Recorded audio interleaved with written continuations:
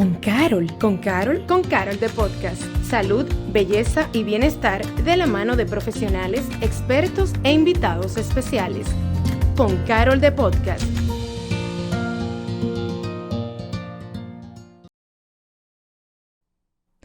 Hola a todos, yo soy Paloma Rodríguez y bienvenidos a un nuevo episodio de Con Carol de Podcast.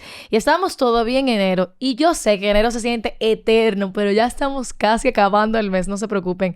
Y además de eso, le damos entrada y la bienvenida a un mes muy importante para nosotros como Grupo Carol, y es que en este momento del mes de febrero, que es lo que se acerca, a través de diferentes acciones se enciende lo que se le llama alerta roja por el corazón. Y para ir entrando ya como en el tema y en todo lo que es el tema de salud cardiovascular, vamos a hablar en el día de hoy con el doctor Freddy Loinaz, cardiólogo intervencionista y hemodinamista, con quien vamos a conversar un poco sobre la salud cardiovascular. Bienvenido, doctor, ¿cómo está? Muchísimas gracias, Paloma, por la invitación. Yo le estaba diciendo fuera, antes de empezar a grabar, que tuvimos casi toda una tertulia, que a mí todo el tema cardiovascular me parece sumamente interesante porque yo me siento muy identificada con él, ya que hace poco me enteré que tengo un problema como de hipertensión. Sí. Y últimamente he conocido a muchas personas, entendí que hay una gran parte de nuestra población, sobre todo se conoce más en adultos, pero ya se está viendo más seguido, más frecuente en jóvenes,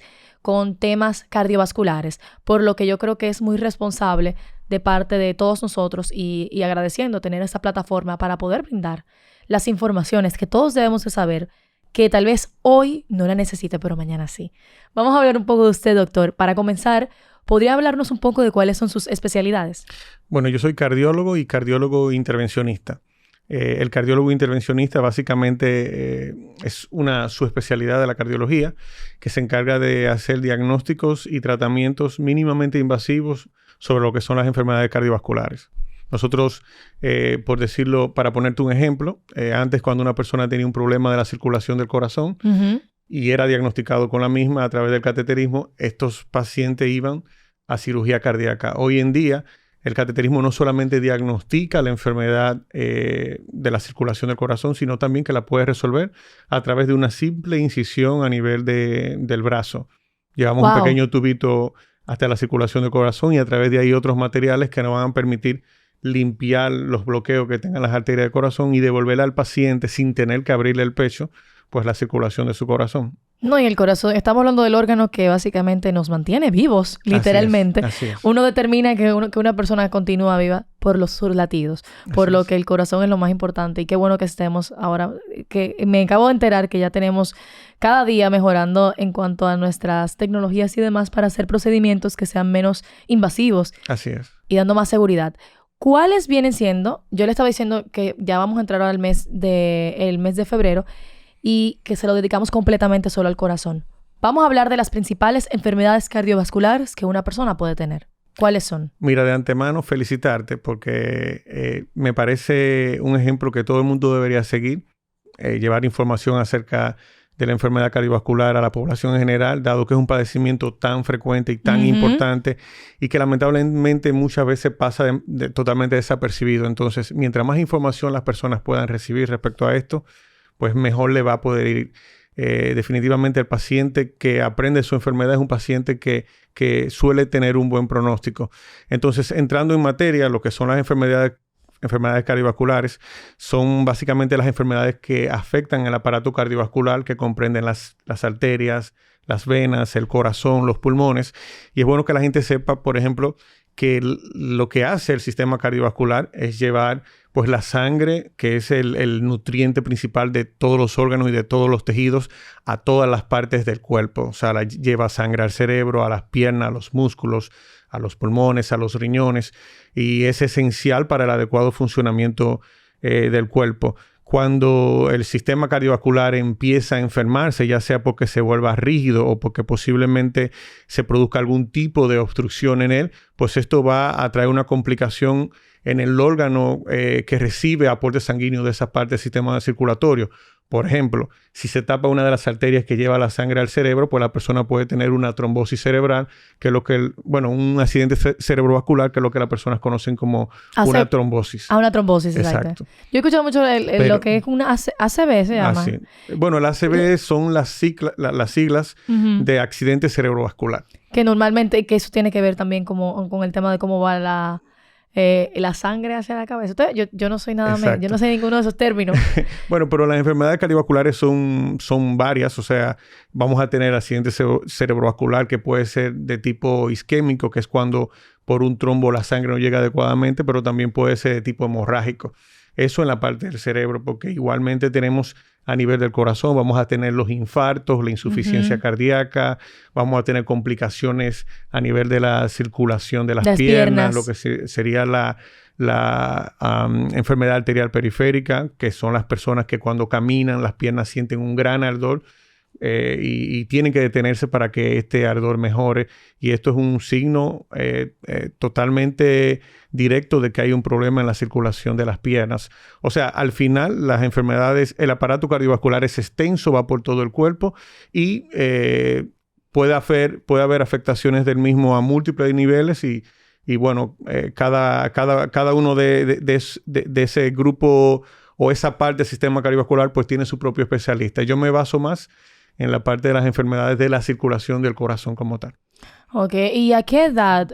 ¿Hay una edad ideal que una persona debe de ya comenzar tal vez a asistir o darse unos chequeos periódicos a nivel cardiovascular? Sí, definitivamente hay edades definidas, pero la medicina de hoy en día ya no es tan abstracta. Realmente es un poco más integral, más individualizada para cada paciente.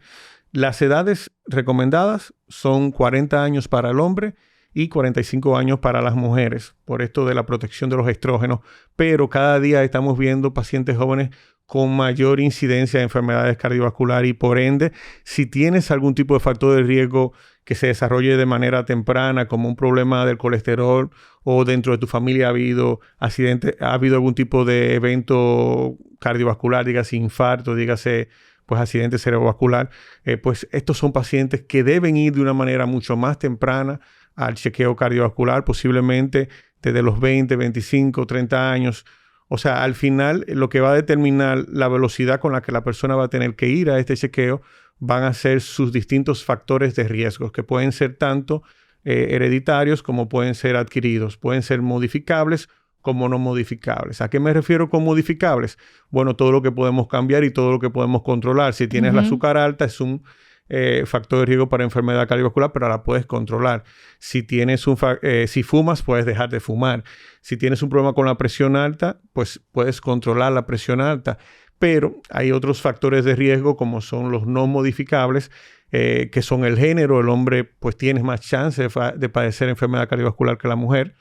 Aunque esto, debido a que la mujer cada día va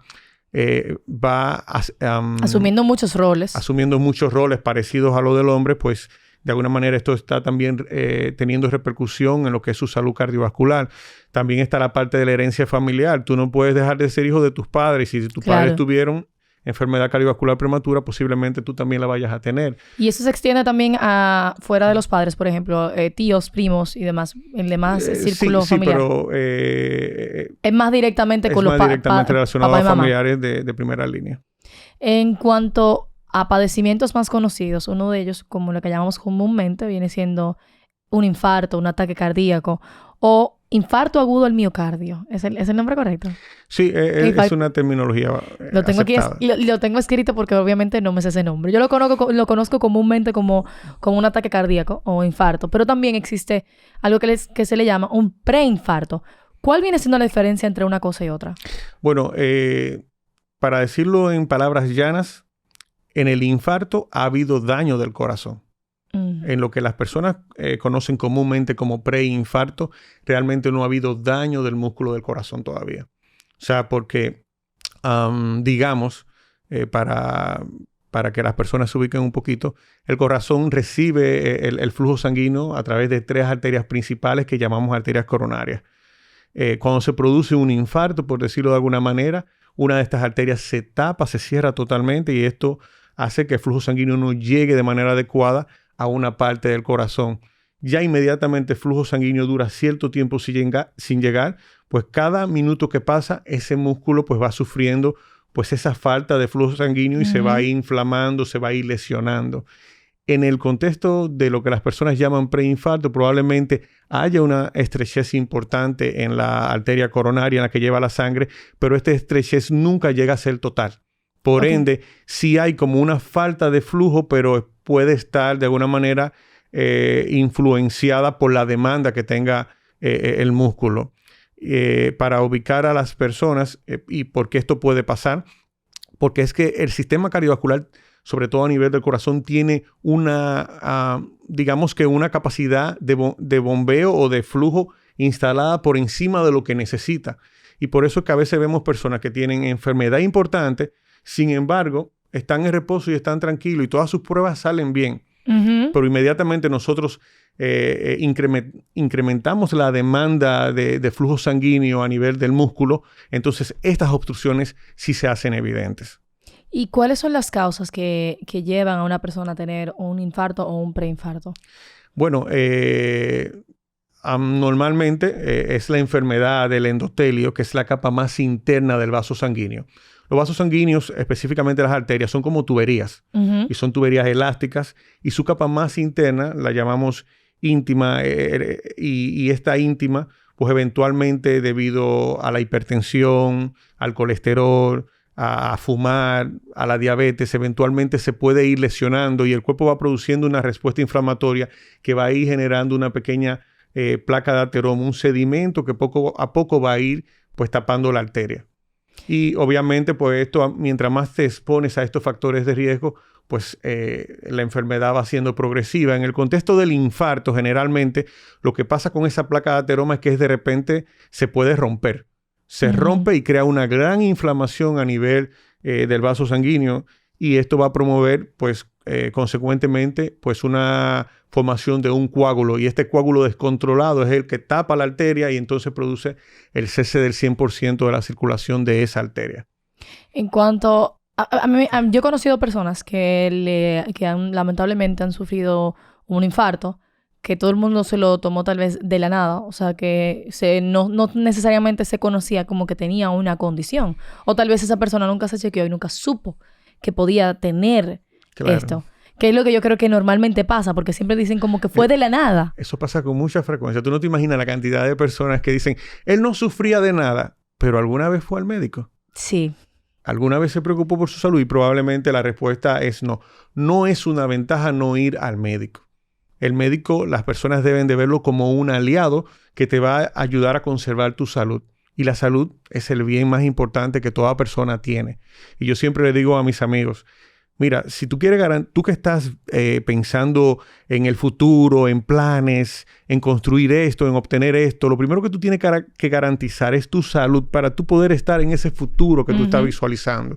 Y se nos olvida muchas veces que la salud es esencial para vivir. O sea, la salud es el bien más importante de cada ser humano.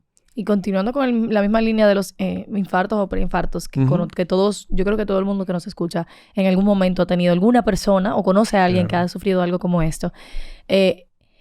¿Realmente hay una diferencia en si da a una persona joven, que le pasa entre una persona joven o una persona más adulta?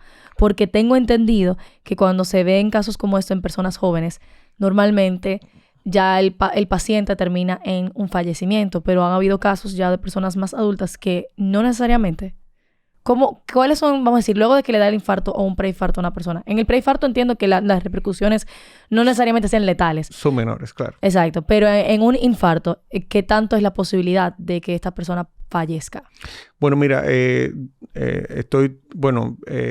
confirmo lo que has dicho. Realmente los pacientes jóvenes tienen un peor pronóstico y esto generalmente está explicado por un asunto de una mayor adaptación a la falta del flujo sanguíneo que tienen los pacientes envejecientes.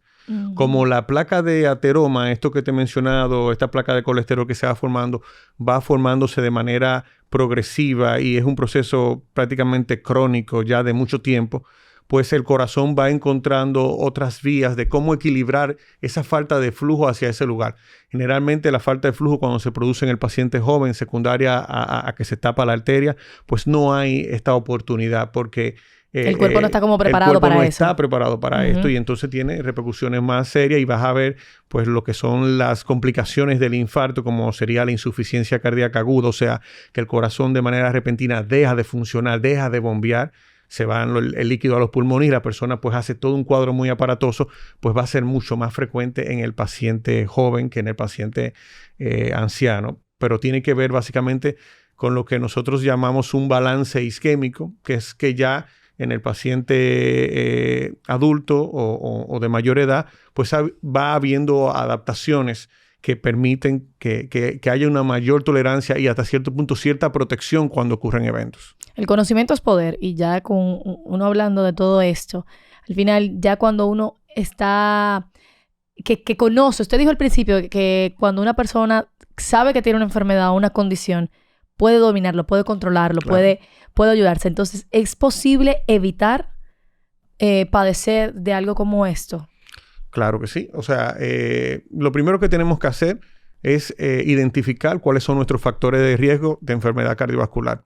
Y esto uno lo hace yendo al médico. O sea, yo le hago la propuesta a toda persona que esté en edad de riesgo, 40 años, por ejemplo, como hombre, que aunque no tenga ningún padecimiento detectado, vaya al médico. Porque la idea aquí es centrarnos en evaluar de manera periódica el aparato cardiovascular extensamente, ir mirando cualquier señal de deterioro para nosotros hacer una intervención temprana y retrasar cualquier posibilidad de evento. Esa sería la estrategia. Nosotros, por ejemplo, en mi caso, cuando el paciente llega a mi consulta, nosotros rastreamos todo el sistema cardiovascular, cuello, piernas, coronarias, o sea, de manera indirecta y de manera directa. O sea, la idea es estar seguros que este aparato cardiovascular está en buena condición y esto lo obtenemos pues con una visita temprana al médico.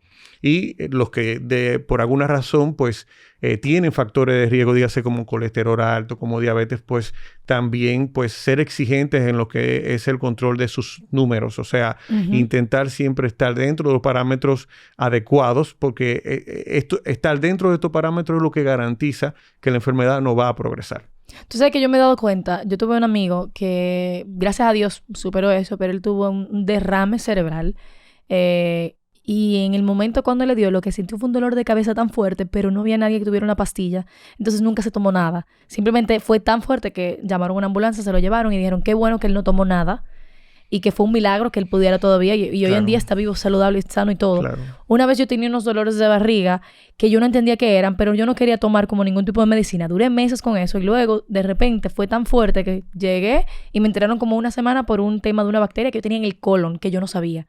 Y me dijeron, qué bueno que no tomaste nada porque te hubieses alimentado esa bacteria. Claro. Y con eso dicho, yo me di cuenta, óyeme, uno no sabe, o sea, como no tengo conocimiento de qué dolor significa qué, yo no sé si está pasando algo que para mí puede ser, un simple dolor de cabeza, un simple dolor de barriga, simplemente tengo un viento, como uno le dice, como que tengo como un viento en el pecho.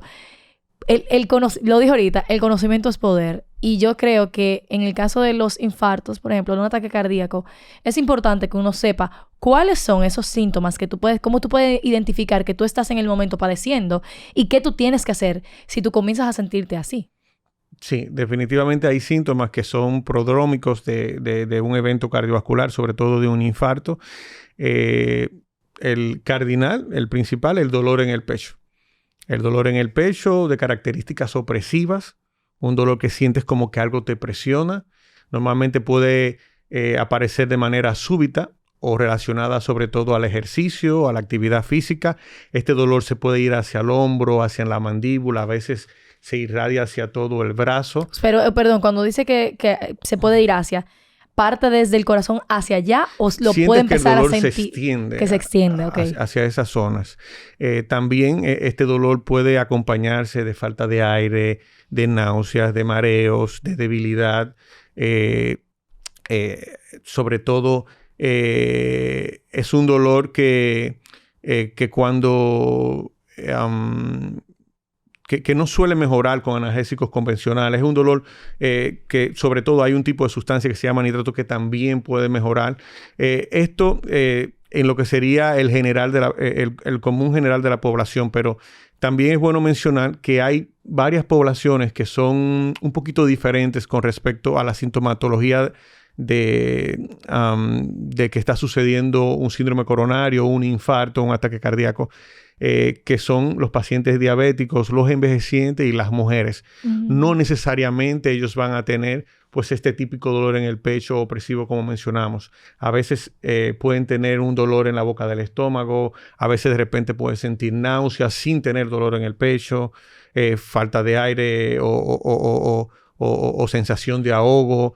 En este tipo de pacientes de repente puede haber hasta un mareo o de repente se desmayó. O sea, hay síntomas que definitivamente encienden las alarmas en la población general, pero también tenemos que saber que hay otros síntomas que, sobre todo en la mujer y en el paciente diabético o envejeciente, pueden ser diferentes y también hay que prestarle atención. Mi recomendación es que cuando usted esté frente a un individuo, sobre todo que está en edad de riesgo, ¿cuál viene siendo una edad de riesgo? Por encima de los 40, 45 años, siempre se descarte de qué significa esto que está sucediendo. El dolor torácico solamente es inofensivo cuando tú, por todos los medios posibles, delimitas o dejas claro de que esto no es un problema de la circulación del corazón.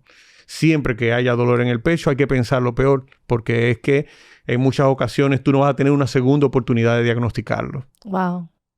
Es mejor prevenir que lamentar. Así es. Por lo que lo mejor es siempre hacer el chequeo. Y al momento de si yo tengo una persona a mi alrededor que siente alguno de estos síntomas, automáticamente lo que uno debe dirigirse, imagino, es a una emergencia. Bueno, nosotros hoy en día tenemos un sistema de emergencia que está funcionando. O sea, uh-huh. si tienes un paciente con síntomas de dolor en el pecho, pues lo ideal sería inmediatamente llamar a un servicio de urgencias y que el paciente sea trasladado a una emergencia donde pueda inmediatamente hacérsele un electrocardiograma, porque existen muchos tipos de infarto y uno es más peligroso que otro. Y el electrocardiograma es que va a ayudar a definir cuál de estos infartos es que está sucediendo. Hay uno que requiere una atención inmediata y de hecho una movilización rápida hacia un servicio de cardiología intervencionista para hacer un cateterismo urgente, y otro que da más chance y hay que moverse en un tiempo un poco más lento, pero que definitivamente, eventualmente también llega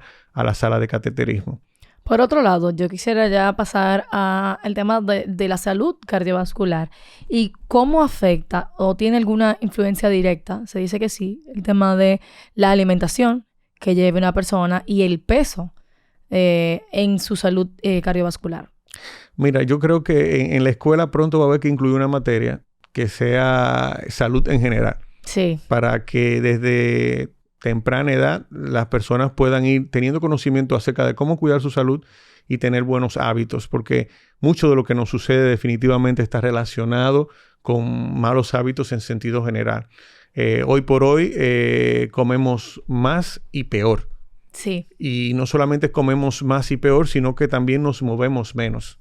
Entonces es una combinación fatal porque al final va a promover pues a la obesidad, que es la ganancia de peso.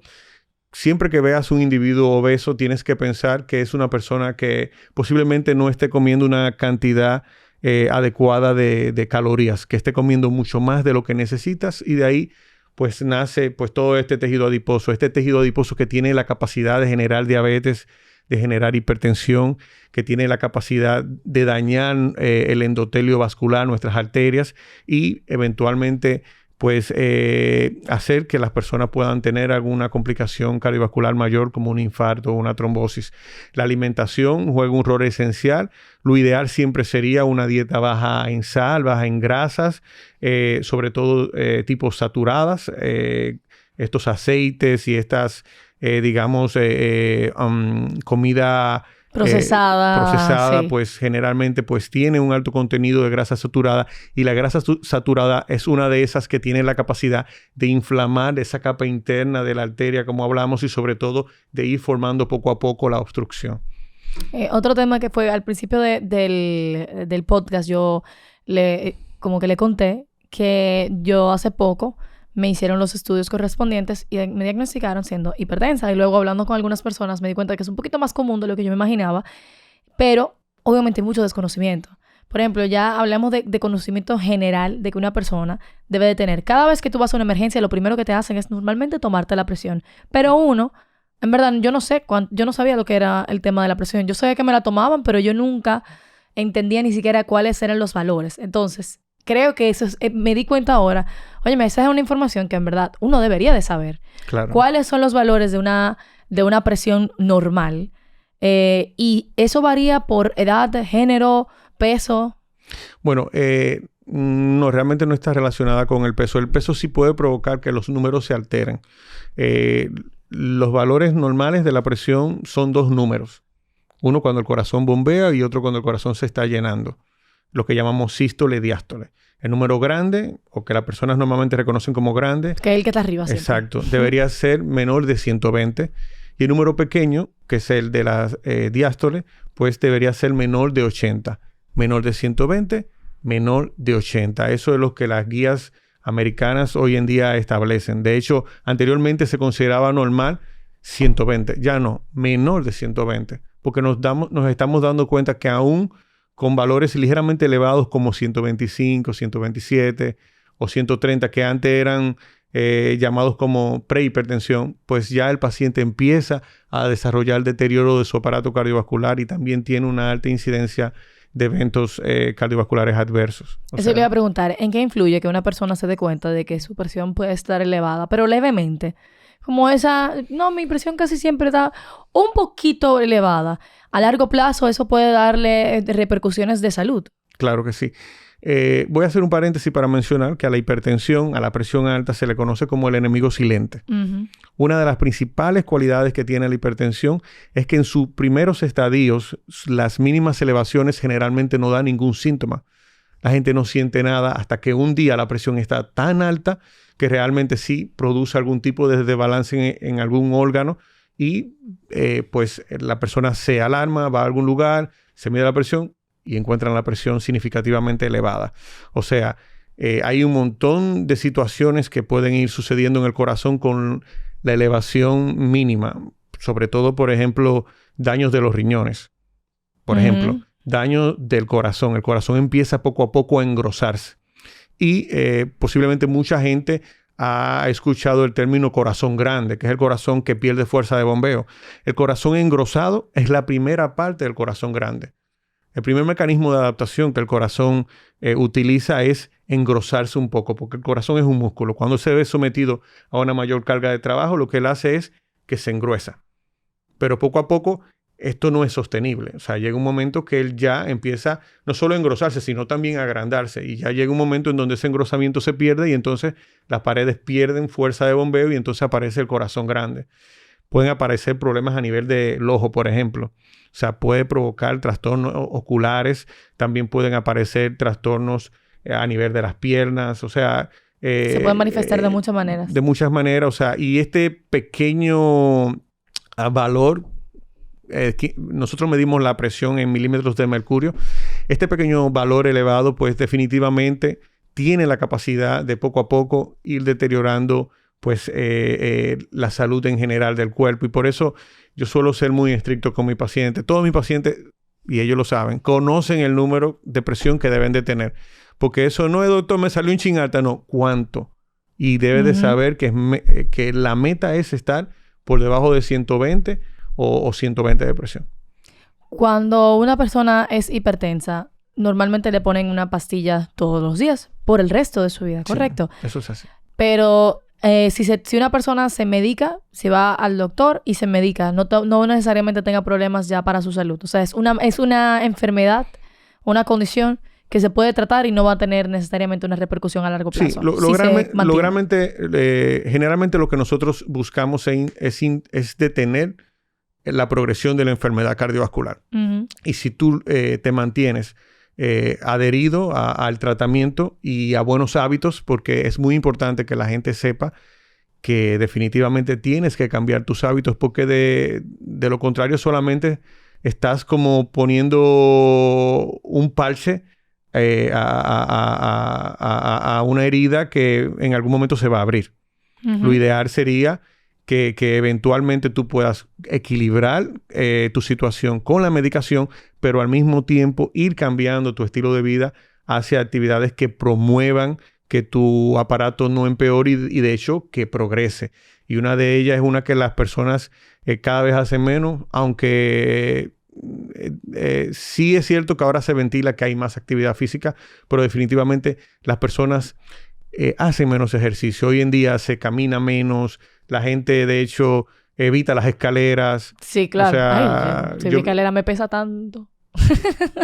y de hecho... Es la realidad. Pusimos nuestra vida mucho más sencilla, exacto, sin nuestro movimiento trabajo físico. en sí mismo también ahora es menos físico. Mucho por ende, digital. antes tenías la posibilidad que el trabajo de alguna manera te ayudase a ser físicamente más activo, pero ya todas estas cosas poco a poco se van perdiendo y nos pasamos todo el día sentados comiendo mucho y mal. Y entonces definitivamente tarde o temprano eso va a tener complicaciones. Claro, tarde o temprano te va deteriorando a largo plazo. Así es. Ya para terminar, vamos a dejarle cuáles serían las recomendaciones que usted le dejaría a las personas que nos están viendo y nos están escuchando para que puedan tener una mejor salud cardiovascular para su vida. Bueno, definitivamente el primero de ellos es conocer cuáles son tus factores de riesgo, cuáles son los posibles factores de riesgo que tienes presentes. Una vez que lo identifiques, pues intentar corregirlo. Siempre buscar asesoría médica. Nunca es temprano para ir al médico. No te voy a decir que vaya todos los días, pero por lo menos una persona saludable debería ir por lo menos una vez al año al médico. Y si tiene algún padecimiento de salud, pues ese padecimiento pues, es que va a ir dictando con qué frecuencia esa persona va a tener que ir. Siempre también importante conocer sus números, conocer cuáles son los números importantes en cuanto al control. Como mencionaste, la presión, o sea, tú saber cuánto están dando tus mediciones y qué tan cerca estás de ello. Siempre recordar también que el control de los hábitos es esencial para la estabilidad de la enfermedad cardiovascular.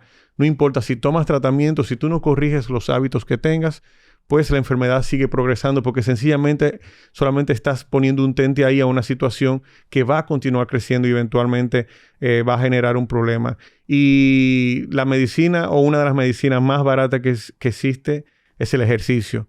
Señores, hagan ejercicio todo el que puedan. Con esto no hay límites. Si hay algo que ha demostrado que puede mejorar la salud cardiovascular, es tener una vida activa. Increíble. Y yo para terminar con eso, yo siempre he sido una persona sumamente activa físicamente. Bueno, siempre no voy a mentir. Yo empecé a ir al gimnasio desde pandemia y a partir de ahí le cogí como hábito a comer mucho mejor que antes y hacer ejercicio siempre. Hasta que de repente yo me estaba mareando haciendo ejercicio y comencé a darme cuenta que mi presión estaba alta.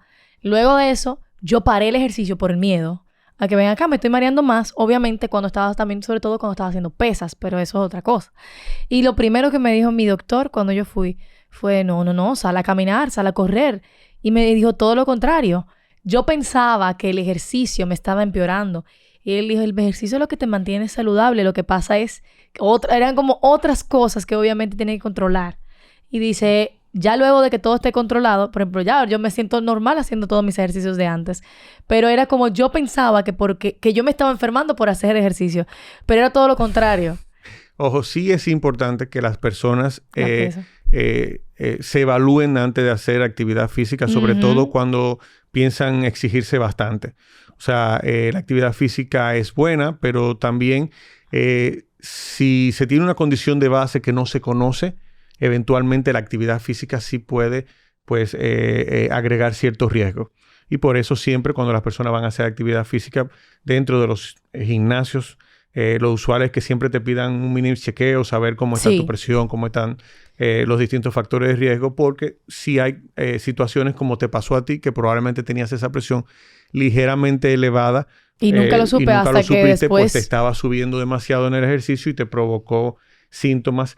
Pero no quiero con esto satanizar el ejercicio. Lo que sí quiero es que las personas sepan que eventualmente hay que chequearse previa a toda actividad física. Sobre todo las más demandantes. Sobre todo las más demandantes. Toda esa gente que levanta tanta pesa. Sí hay situaciones que pueden descontrolarse, pero el ejercicio, una vez equilibradas estas situaciones que cada persona tiene, pues esto es algo que va a venir a aportar y solamente aportar. Muchísimas gracias, doctor, por compartir con nosotros. Y recuerden de verdad compartir este episodio.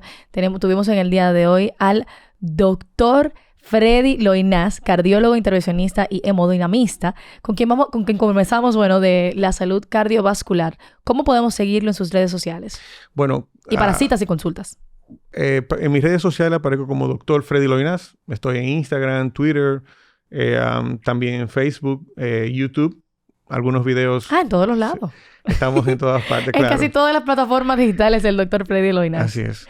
Y recuerden que yo soy Paloma Rodríguez. Pueden seguirme en mi Instagram, y en mi TikTok y en mi Twitter también, como Paloma Rodríguez V. Oye, hasta me cambié el user. Y claro, seguir a la Farmacia Carol en todas sus plataformas digitales. Espero que hayan disfrutado de este episodio y recuerden que ahora vamos a entrar al mes y vamos a hablar bastante de lo que es todo el tema cardiovascular ahora por el mes de febrero. Y iniciamos con usted, doctor. A mí me encantó este tema y yo creo que lo más importante de todo es no satanizar a veces cuando uno le tiene un poquito de miedo como al doctor. El conocimiento definitivamente es el poder. Y mientras uno sepa las cosas que tiene o lo que le puede pasar, uno puede prevenir, uno puede controlar y uno puede vivir una vida más plena, que al final eso es lo que queremos, ¿no? Así es. Muchísimas gracias por compartir con nosotros y a ti te escucho y nos vemos en el próximo episodio de Con Carol The Podcast. Gracias por acompañarnos a Con Carol The Podcast. Nos escuchamos en un próximo episodio.